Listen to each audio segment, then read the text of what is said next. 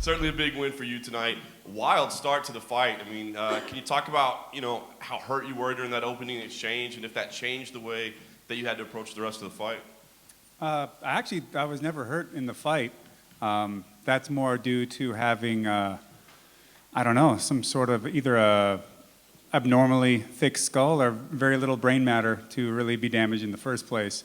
I think if you really did take a look at the library of fights that I've had, I've taken pretty much the best shots from the hardest strikers and still stood in front of people. So taking a hard punch is not a big deal.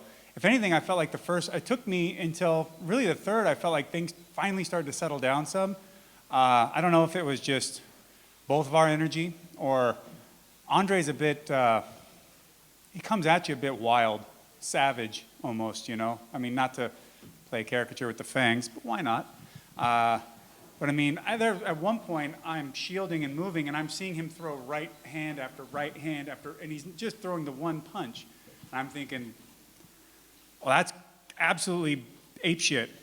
I'm not going to get hit with all those, but I just felt like I was getting pulled a bit of a wild exchange as well, and it took time to settle into it. I didn't think he would try to take me down, but when he did, I felt like in the first, I felt like I watched him do it.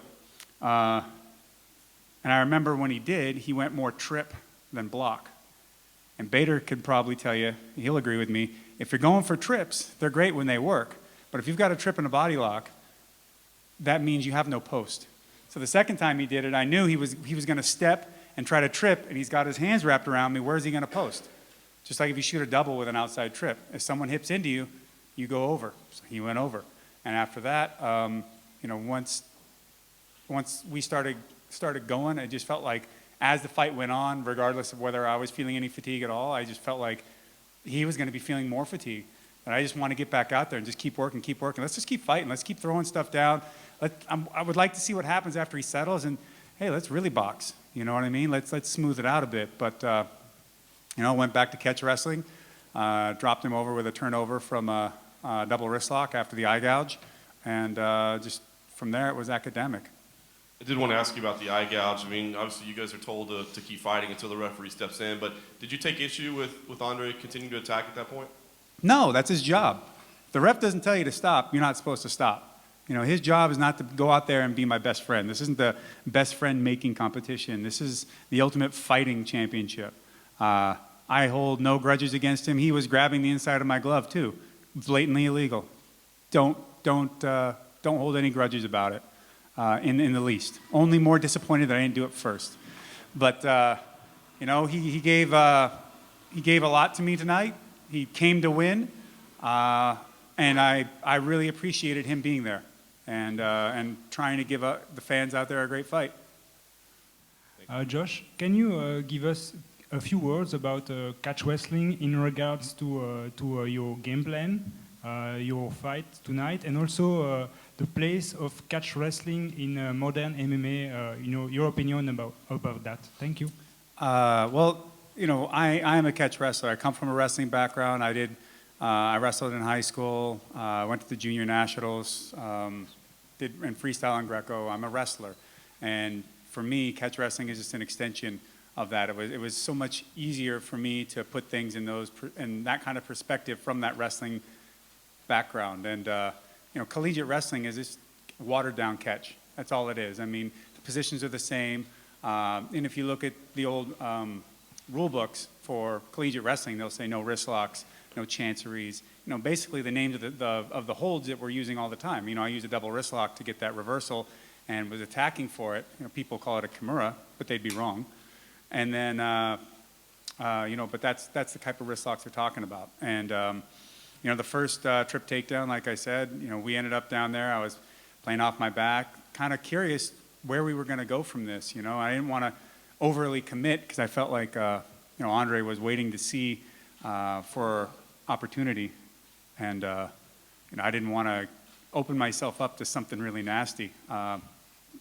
So after that, once we started grappling in the corner, I looked for the takedown a few times, but he was really strong. And then by that, when we got in the third round, it was a matter of isolating that arm to look for the opportunity instead of doing something more I guess what most people would consider standard in grabbing a leg or going for the body lock or something like that. But that double wrist lock turnover is something that I do all the time.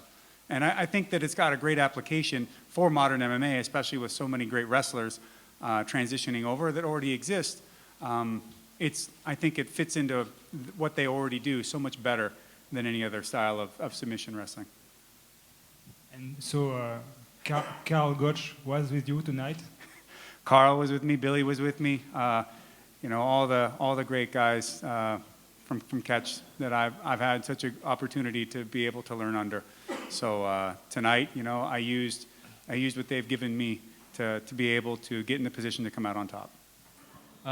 So you've had ups and downs in your career. You just listened to Bader say he's pretty much given up on the idea of a title shot.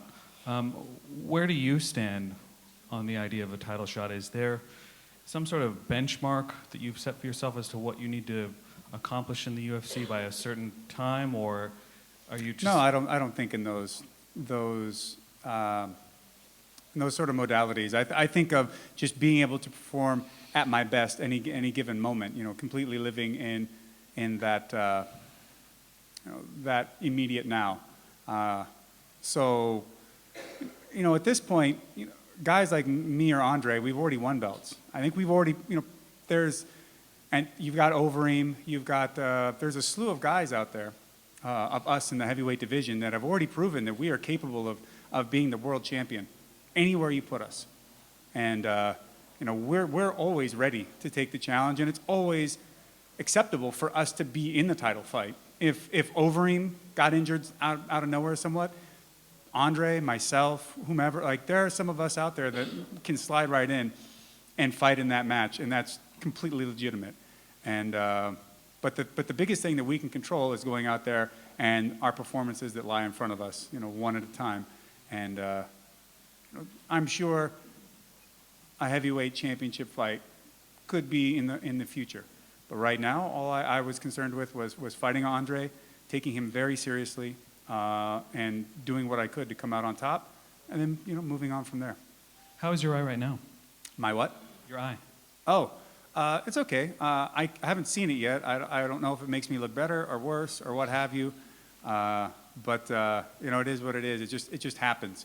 And even in the replay, I could see it. He was throwing punches and maneuvering. He just it was an open hand and caught a thumb. No big deal.